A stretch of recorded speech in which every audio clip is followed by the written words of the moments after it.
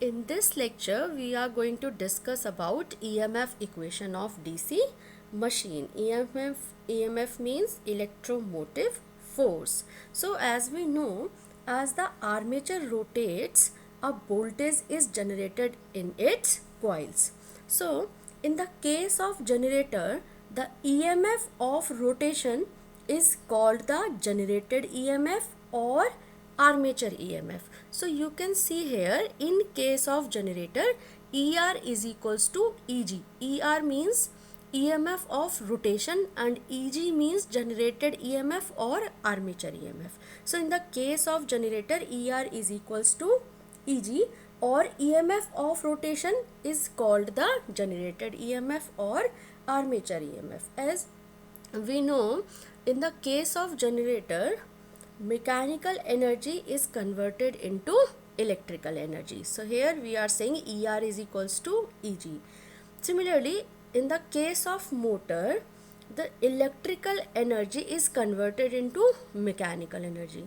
So in the case of motor, the EMF of rotation is known as the back EMF or counter EMF. So in case of motor, ER is equals to EB. Similarly, here ER is equals to EMF of rotation. EB is known as back EMF or counter EMF. So in the case of generator, ER is equals to EG, and in the case of motor, ER is equals to EB.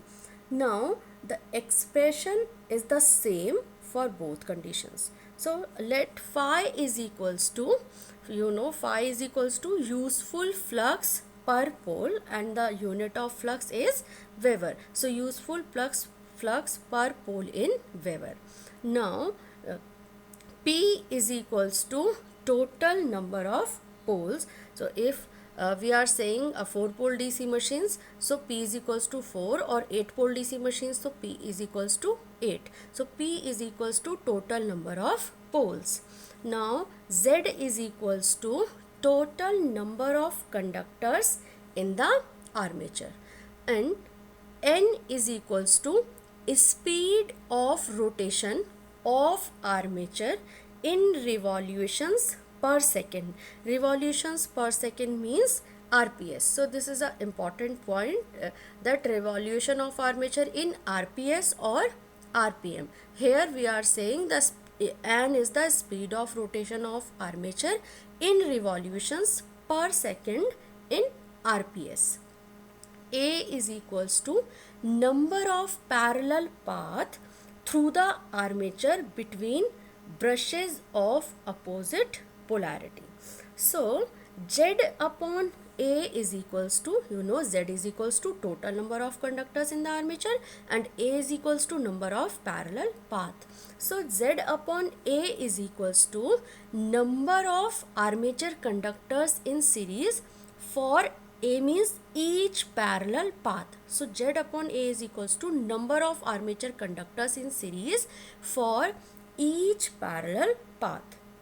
Since the flux per pole is phi, we are saying flux per pole is phi.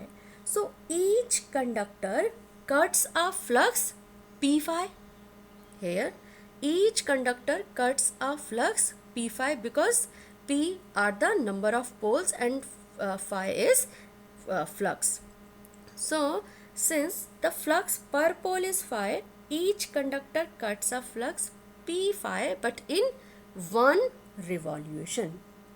So generated voltage per conductor is equals to, you can see here, generated voltage per conductor is equals to flux cut per revolution in Weber. Unit is Weber. So flux cut per revolutions divided by time taken for one revolution in seconds, because we are saying N in RPS, not in RPM. So flux cut per revolution in Weber divided by time taken for one revolution in second. This is your generated voltage per conductor. Now the average voltage generated per conductor is equals to, means P phi, flux cut per revolution means, you know, flux cut per revolution in Weber means total number of poles P and flux is phi. So average voltage generated per conductor is equals to P phi upon, as we are saying, time taken for one revolution in 1 second. So if, since n revolutions are made in 1 second, we are saying if n revolutions are made in 1 second, so one revolution will be made in 1 upon n second.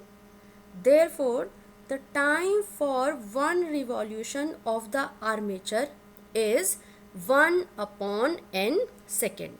So here time taken for one revolution means 1 upon n, because n revolutions made in 1 second, so one revolution will be made in 1 upon n second. So in the place of flux cut per revolution means P phi, and in the place of time taken for one revolution means 1 upon n.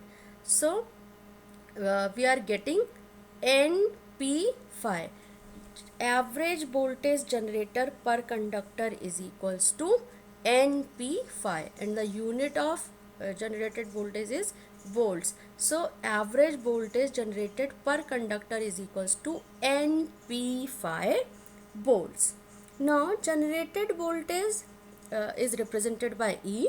So E is determined by the number of armature conductors in series in any one path between the brushes. Therefore the total voltage generated means, total voltage generated is represented by E. So total voltage generated, E is equals to average voltage per conductor into number of conductors in series per path. That is known as total generated voltage. So average voltage per conductor, we have average voltage per conductor is equals to NP phi. So in the place of average voltage per conductor we have NP phi, and number of conductors in series per path, this is your number of armature conductors in series for per path is Z upon A. So here Z upon A. That means total generated voltage E is equals to NP phi into Z upon A.